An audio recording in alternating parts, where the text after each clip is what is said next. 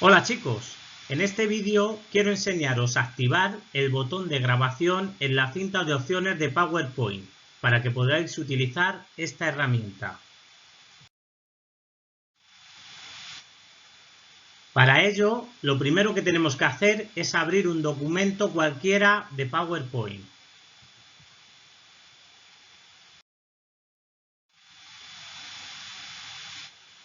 Una vez abierto el documento, pincharemos en Archivo, que está en la parte superior izquierda.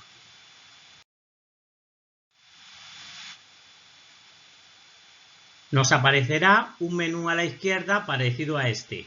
Debemos pulsar en Opciones. Debe estar debajo, como en la imagen.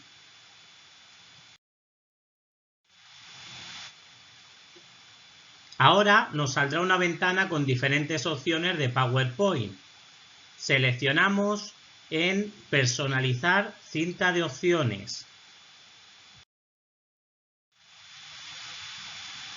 Y a la derecha tenemos que buscar Grabación. Puede que no lo veáis al principio, porque es una de las opciones de abajo.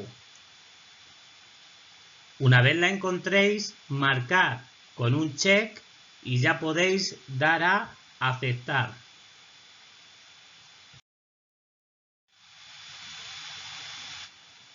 De esta manera ya os debe aparecer el botón de grabación en la cinta de opciones de PowerPoint. Si no os aparece, pero hicisteis todos los pasos bien, podéis cerrar PowerPoint y volver a abrir para que se cargue con el reinicio del programa. Espero que os haya servido. Adiós.